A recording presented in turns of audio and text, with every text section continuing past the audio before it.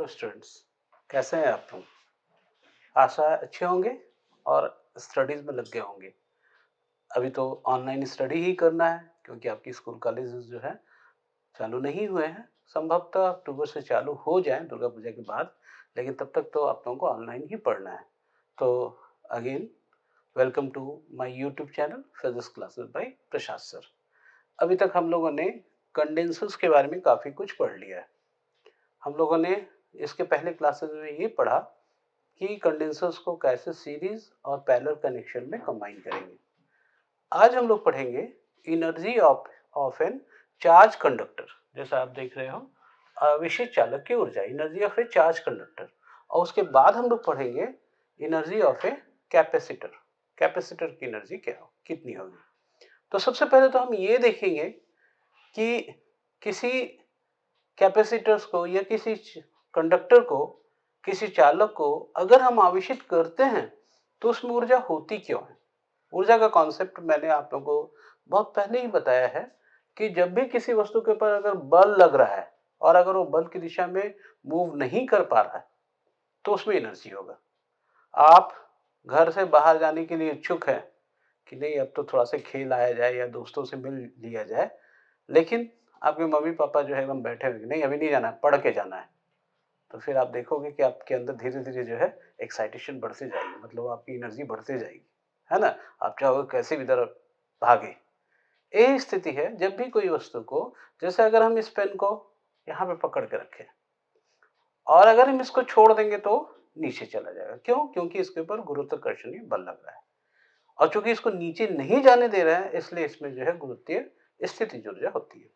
इसी तरह से अगर किसी वस्तु को हम आवेशित कर रहे हैं और आवेशित करने में और आवेश दे रहे हैं तो उसमें ऊर्जा धीरे धीरे बढ़ती जाएगी। क्यों, देखते हैं हम भी। कल्पना कीजिए कि आप एक अनचार्ज स्फीयर है, ऐसा एक सरफेस है जो अनचार्ज है, इसमें अभी कोई चार्ज नहीं है, ठीक है। अब आप ये भी जानते हो कि जब भी किसी वस्तु को चार्ज देंगे तो V equals to 1/4 pi epsilon 0 K Q upon R। इस फार्मूले के अनुसार इसमें पोटेंशियल भी बढ़ते जाएगा। तो अभी कोई भी चार्ज नहीं है। अब जब इसमें कोई भी चार्ज नहीं है, इसका मतलब क्या होगा कि क्या हम इसको आसानी से चार्ज दे सकते हैं? बहुत आसानी से चार्ज दे सकते हैं। ये इसका चार्ज जो है धीरे धीरे, लेकिन जैसे ही पहला आवेश आया इसके ऊपर, पहला जो है चार्ज आया इसके ऊपर, ये क्या करेगा, इसको लगेगा मैं पूरा ही जगह लूं, क्यों मैं छोड़ू दूसरे के लिए। ये दूसरे को आने देना नहीं चाहेगा। मतलब हमें क्या करना पड़ेगा, इसके विरुद्ध जो प्रतिकर्षण बल लग रहा है, इस पॉजिटिव चार्ज हो गया, अब अगर और चार्ज देना है तो इसमें जो है एक प्रतिकर्षण बल, रिपल्सिव फोर्सेस लगेगा। उस रिपल्सिव फोर्सेस के अगेंस्ट इस बैटरी को इसमें वर्क करना पड़ेगा। उसमें क्या करना पड़ेगा, एक वर्क करना पड़ेगा। ये जो दोनों के बीच में प्रतिकर्षण बल है, तो जैसे जैसे इसमें चार्ज देते जाएंगे इसका पोटेंशियल भी बढ़ते जाएगा और पोटेंशियल बढ़ते जाएगा। तो ऐसे कंडीशन में इसको और ज्यादा चार्ज देने के लिए, अब जैसे ये पूरा चार्ज हो गया, अब अगर इसको और ज्यादा चार्ज देना चाहें तो इसका जो पोटेंशियल, इसका जो प्रतिकर्षण बल है और ज्यादा बढ़ जाएगा और इसमें जो है धीरे धीरे यही जो प्रतिकर्षण बल के विरुद्ध किया गया जो कार्य है, जो हम इसको आवेशित करने के लिए दे रहे हैं, the work done against the repulsive forces of this positive charges, वो इसमें किस रूप में स्टोर हो जाता है, इसका पोटेंशियल एनर्जी के रूप में, स्थितिज ऊर्जा के रूप में स्टोर हो जाता है। तो लेट कैलकुलेट कि इसकी स्थितिज ऊर्जा कितनी होगी। तो बहुत सिंपल, मैं पहले जो है सिंपल अलजेब्रिक जो मेथड है उसको आपको बता रहा हूं, जिससे आपको जो है समझने में बहुत आसानी होगी। तो सबसे पहले बताइए, जब अगर इसका पोटेंशियल V था और इसमें कोई भी अभी आवेश नहीं है, मान लिया जाए जीरो आवेश है, कोई भी आवेश नहीं है, जीरो है, तो इनिशियल आरंभिक विभव कितना होगा इसका। मैं बैटरी का विभव नहीं पूछ रहा हूं, मैं इस पृष्ठ का विभव पूछ रहा हूं। तो आरंभिक विभव अगर Q जीरो है तो V भी क्या हो जाएगा, आरंभिक जीरो हो जाएगा। अब देखिए, अब धीरे धीरे इसमें चार्ज देना शुरू किए, जैसे जैसे इसका चार्ज देते जाएंगे उससे उससे जो है क्या होगा कि इसका पोटेंशियल बढ़ते जाएगा और एक कंडीशन ऐसा आएगा कि इसका पोटेंशियल और इसका पोटेंशियल इक्वल आ जाएगा, तो उसके बाद आप इसको चार्ज नहीं दे सकते। You can not give any further charge जिससे जो इसका पोटेंशियल इसके पोटेंशियल से भी ज्यादा हो जाए। जैसे आप किसी टैंकी में पानी उतना ही भर सकते हैं जितना उसका पृष्ठ और जिस सोर्स से आप पानी दे रहे हैं उसका सोर्स दोनों बराबर ना हो जाए, उसे ऊपर नहीं दे सकते हैं। तो अंतिम विभव जो होगा ये क्या हो जाएगा? फाइनल पोटेंशियल, ये बराबर मान लिया जाए V है। तो औसत विभव कितना हो जाएगा? क्योंकि इनिशियली कोई विभव नहीं था, भले ही ये पूरा प्रोसेस बहुत कम समय लगा, लेकिन V एवरेज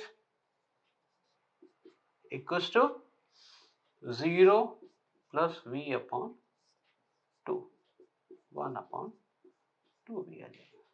सिंपल।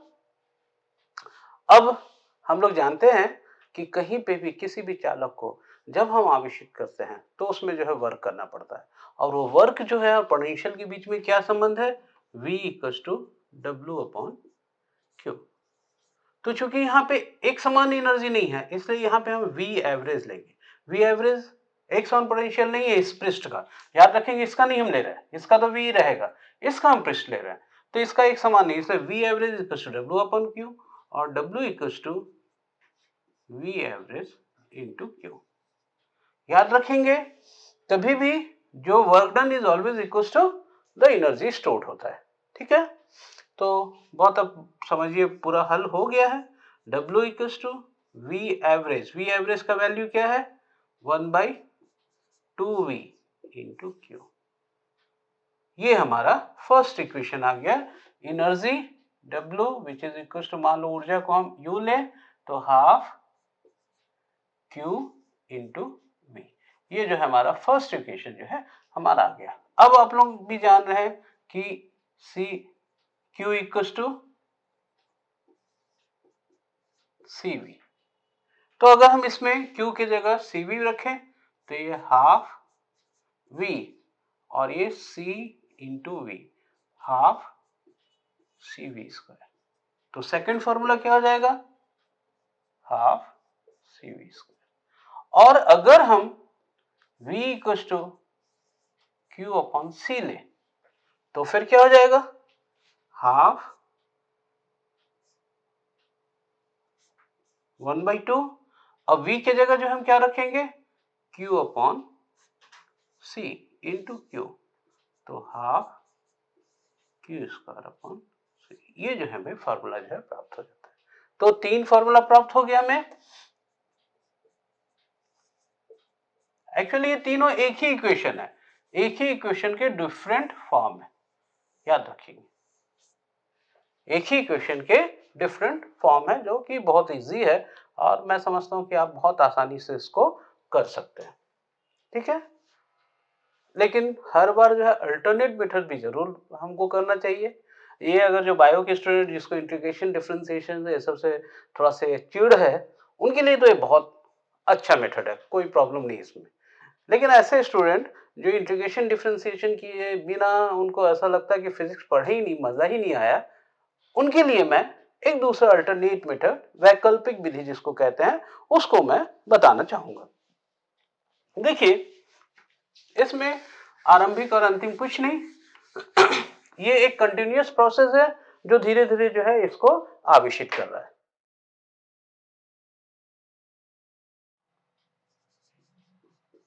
आवेशित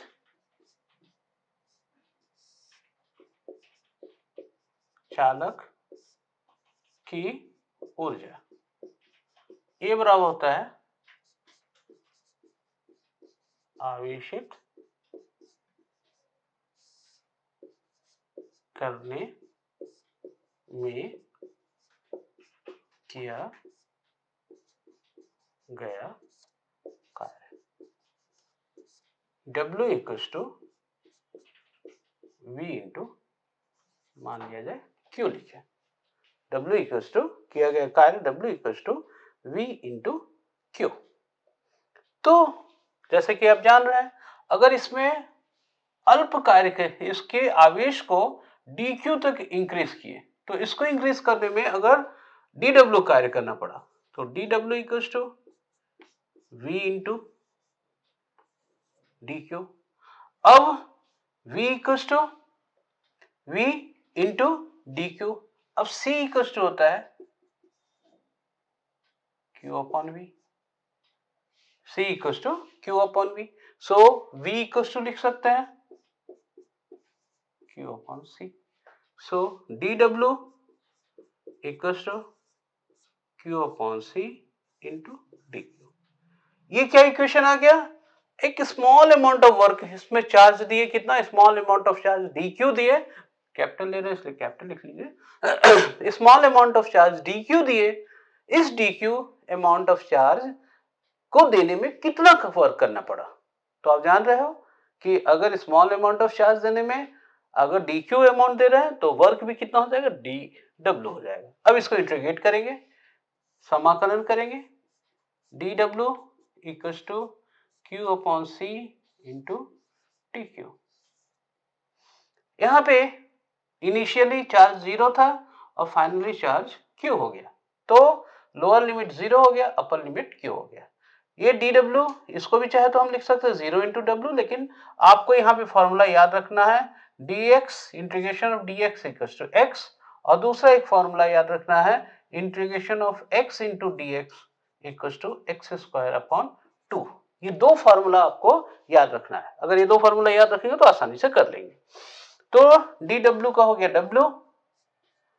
अब 1 अपॉन c कॉमन ले लीजिए, ये आ जाएगा q dq limit 0 to q, w equals to 1 by c, और ये हो जाएगा q स्क्वायर अपॉन 2। तो हमारा फॉर्मूला क्या हो गया, half q square upon c। ध्यान दीजिए कौन सा फॉर्मूला आ गया, यही फॉर्मूला आ गया, w equals to half q square upon c आ गया। तो हम इसके साथ साथ हम लिख सकते हैं हाफ q भी लिख सकते हैं, हाफ c v स्क्वायर भी लिख सकते हैं।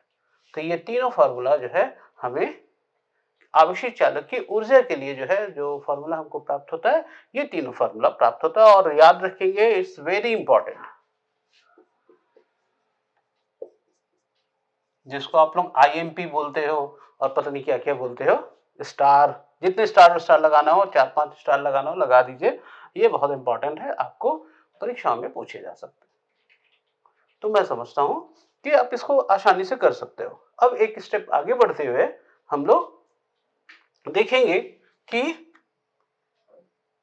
किसी चालक को समानांतर प्लेट्स जो संधारित्र होगा उसकी एनर्जी कितनी होगी, और फिर देखेंगे अगर संधारित्र यानी कि कैपेसिटेंस को सीरीज में जोड़ेंगे तो फिर इसकी एनर्जी कितनी होगी, अगर कैपेसिटेंस को पैरेलल में जोड़ेंगे तो फिर इसकी एनर्जी कितनी होगी। तो मैं समझता हूं कि आप लोग इसका स्क्रीनशॉट वगैरह ले लिए होंगे, नहीं लिए होंगे तो ले लीजिए। मैं इसको अब मिटा रहा हूं, मिटा करके फिर से जो है ये कर रहा हूं। किसी समानांतर प्लेट संधारित्र की एनर्जी कितनी होगी, हम लोग ये देखेंगे।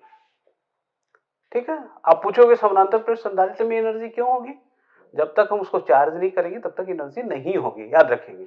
लेकिन जब हम चार्ज कर रहे हैं कोई भी प्लेट्स हो, क्या होगा, इसको हमने पॉजिटिव से जोड़ा, इसको जो है हमने अर्थ कर दिया। अब जैसे पॉजिटिव से जोड़ेंगे it will become positive charge, और ये नेगेटिव चार्ज हो गया। एक्चुअली अर्थ जो है इसका पॉजिटिव चार्ज को ले लिया, बैटरी जो है इसका और पॉजिटिव चार्ज दे दिया। अब जब इसको ऐसा रखें तो आप मुझे बताओ कि क्या इसके बीच में कोई फोर्स लग रहा है क्या, दोनों प्लेट्स के बीच में वैसे ही स्टेशनरी रहेगा क्या, अगर उसको फोर्स फ्री छोड़ दिया जाए तो ऐसे रहेगा क्या, नहीं रहेगा। वेरी गुड, बहुत सही आपने जवाब दिया कि चूंकि एक पे पॉजिटिव चार्ज है एक पे नेगेटिव चार्ज है, so they will attract each other, और ये magnetic electrical line of forces जा रहा है, और इलेक्ट्रिकल लाइन ऑफ फोर्सेस का प्रॉपर्टी होता है, ये मैग्नेटिक लाइन ऑफ फोर्सेस का प्रॉपर्टी होता है कि सब समय वो श्रिंक होना चाहता है, नजदीक आना चाहता है, छोटा होना चाहता है, तो दे विल अट्रैक्ट ईच अदर, और प्लेट्स जो है दोनों एक दूसरे की तरफ जाना चाहेगा, लेकिन हम उसको रोक के रखे। तो फिर वही ये आ गया कि जब भी किसी चीज को हम जिधर वो मूव करना चाह रहा है उधर नहीं मूव कर रहा है, तो इसका मतलब क्या हो गया कि उसमें एनर्जी है। अच्छा, एक चीज मैं आप लोगों को बता दूं, मैंने एक क्वेश्चन दिया था कि बाहर के जो है ये ऐसा क्यों दिखाते हैं। बहुत सिंपल सा है। मान लो सेंटर का कोई भी इलेक्ट्रिकल लाइन ऑफ फोर्स है, उसके ऊपर दोनों तरफ इक्वल फोर्सेस लग रहा है, इसलिए इसमें ना तो अट्रैक्शन हो रहा है, रिपल्सन हो रहा है, स्ट्रेट जा रहा है। लेकिन बाहर की तरफ वाले में बाहर कोई इलेक्ट्रिकल लाइन ऑफ फोर्सेस नहीं है, इसलिए ये रिपल्स इससे रिपल हो रहा है। रिपलने के कारण इधर भी थोड़ा से फैल जा रहा है, इधर भी जो है फैल जा रहा है। तो बहुत सिंपल सा ही है इसके पीछे। अब देखिए, capacitance of a parallel plate capacitor होता है C equals to K epsilon 0 A by D।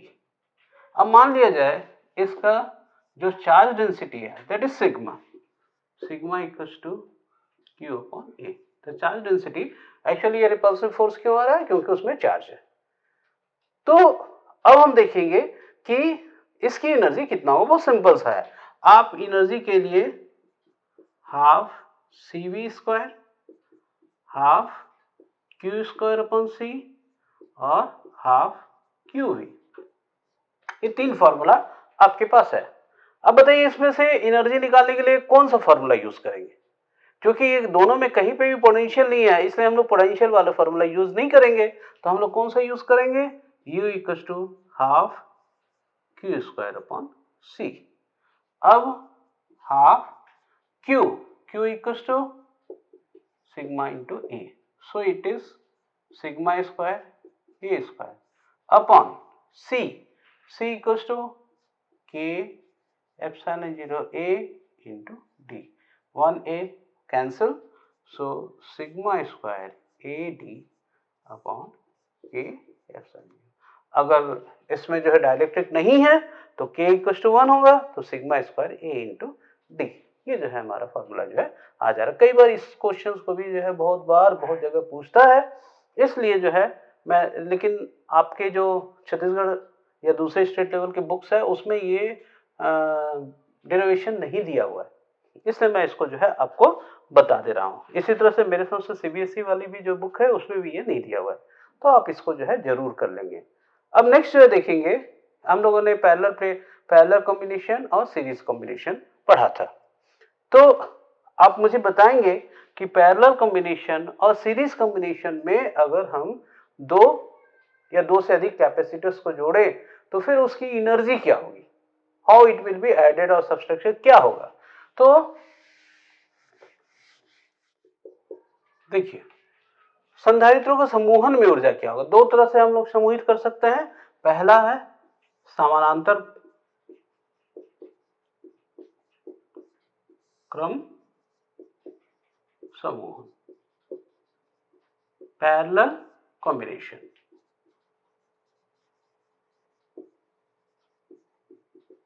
बहुत इजी है ये।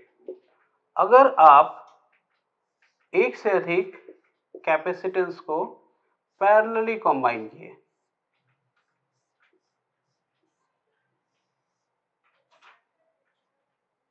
एक का कैपेसिटेंस C1 है, दूसरे का C2 है, तीसरे का C3 है।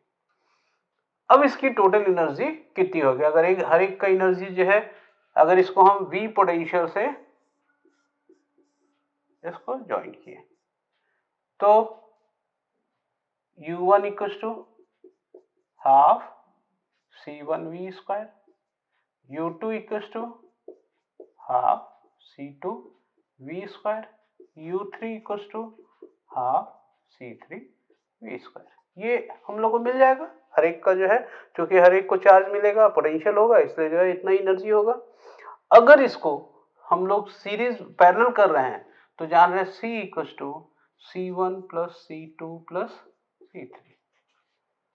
अब ये सभी में multiply by half V square, half V square से मल्टीप्लाई कीजिए तो क्या हो जाएगा, half CV square equal to half CV1 square plus half CV2 square plus half CV3 square.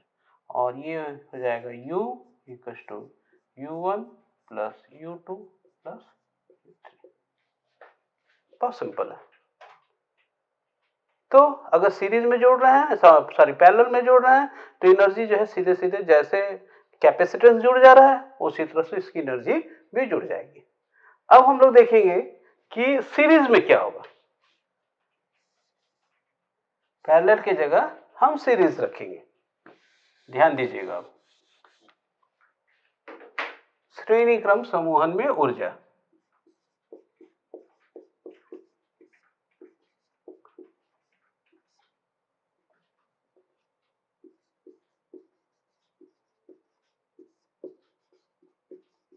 थोड़ा सा हिंदी जो है क्लिष्ट है।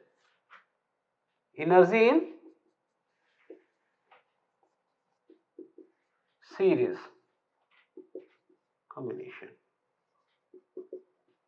Energy in series combination. Series combination में एनर्जी क्या होगा? बहुत सिंपल है, हमने एक से अधिक कैपेसिटर्स को C1, C2, C3 इसको हमने सीरीज में जोड़ा। अब इसका एनर्जी कितना होगा? क्या 1/u equals to 1/u1 plus 1/u2 plus 1/u3 होगा क्या? लगता वही होगा ना, क्योंकि जब पैरेलल में C1, C2, C3 आया है तो इसमें जो है 1/u equals to 1/u1 plus 1/u2 plus 1/u3 आना चाहिए, लेकिन ऐसा आएगा नहीं। अब देखिए कैसे नहीं आता है, यही जो है इसका खूबी है। ध्यान देंगे, जनरली हम लोग यही सोचते हैं सिमेट्री आती है, लेकिन ऐसा नहीं आएगा, ये V है। अब यहाँ पे हर एक का पोटेंशियल जो है अलग अलग है, इसलिए यहाँ पे हम लोग जो फॉर्मूला लेंगे वो इसको नहीं लेकर के U1 equals to half Q square upon C, क्योंकि तीनों को चार्ज सेम मिल रहा है। इसी तरह से U2 equals to half Q square upon C2, U3 equals to half Q square upon C3। अब 1/C equals to 1/C1 plus 1/C2 plus 1/C3, पूरे को मल्टीप्लाई कर दीजिए 1/Q स्क्वायर से, तो Q square upon 2C equals to Q square upon 2C1 plus Q square upon 2C2 plus Q square upon 2C3, और ये हो जाएगा U equals to U1 plus U2 plus U3। ध्यान दीजिए, चाहे सीरीज लें चाहे पैरेलल लें, दोनों कंडीशन में जो एनर्जी होगा वो ऐड होगा, उसको हम लोग सब्सट्रैक्ट या दूसरी चीज है कुछ भी माने 1/, नहीं करेंगे। तो एनर्जी पैरेलल में हो सीरीज में हो, total energy of the capacitor जो है वो सेम होता है। तो आई होप आपको अभी जो मैंने एनर्जी के लिए जो है कंडेंसर्स की एनर्जी के लिए जो आपको मैंने कॉन्सेप्ट समझाने की कोशिश किया, जो आपको बताया, देखिए डेरिवेशंस बहुत इजी होता है, आप डेरिवेशंस को बहुत आसानी से कर सकते हो, लेकिन याद रखिए कि जो कॉन्सेप्ट क्लियर होना आपका बहुत जरूरी है। क्यों चार्ज हो रहा है, क्यों जो इसमें एनर्जी आ रही है, ये सारी चीजें जो है जानना बहुत जरूरी होगा, क्योंकि कॉन्सेप्ट के ऊपर ही आप न्यूमेरिकल्स और दूसरी चीजों को सॉल्व कर सकते हैं। तो आई होप आपकी भी एनर्जी बूस्टअप हो गई होगी, और अगर एनर्जी बूस्टअप हो गई हो तो फिर आगे जो है हम लोग फिर से आगे पढ़ने के लिए तैयार हो जाते हैं, और मिलते हैं हम लोग लेक्चर नंबर 2.11। और एक बात और जो मैं हर बार आखिरी में करता हूं कि कमेंट कीजिए, अगर आपको समझ में आ रहा है तो भी बहुत अच्छी बात है, बहुत अच्छे से समझ में आ रहा है तो इससे अच्छी बात क्या है, कम से कम एक छोटा सा comment, sir very good sir, बहुत अच्छा सर, बहुत अच्छे से समझ में आया, ऐसा कोई भी कमेंट कर दीजिए जिससे हमारा भी उत्साह बढ़ेगा। दूसरी बात, अगर आपने अभी तक सब्सक्राइब नहीं किया तो नेचुरली सब्सक्राइब तो कर ही दीजिए, आपको क्लासेस जो है कंटिन्यूअस क्लासेस मिल रही है और ये क्लासेस आपके लिए यूजफुल भी होगा। और थर्ड, अगर आपने सब्सक्राइब भी कर लिया है तो फिर अपने दोस्तों को शेयर कर दो भाई, दोस्तों को क्या दुश्मनों को भी शेयर कर दो, जितना बांटोगे उतना बढ़ेगा। तो सभी को आप शेयर कर दो जिससे उनको भी जो है मेरी इस क्लासेस का लाभ मिल सके। तो मिलते हैं नेक्स्ट लेक्चर में, जिसमें हम लोग पढ़ेंगे एनर्जी ऑफ ए, माने अगर दो चार्ज कंडक्टर को एक साथ जोड़ देंगे तो फिर उसकी एनर्जी कितनी होगी। तो Thank you for being with me, and we shall meet on 2.12, lecture number 2.12. Thank you.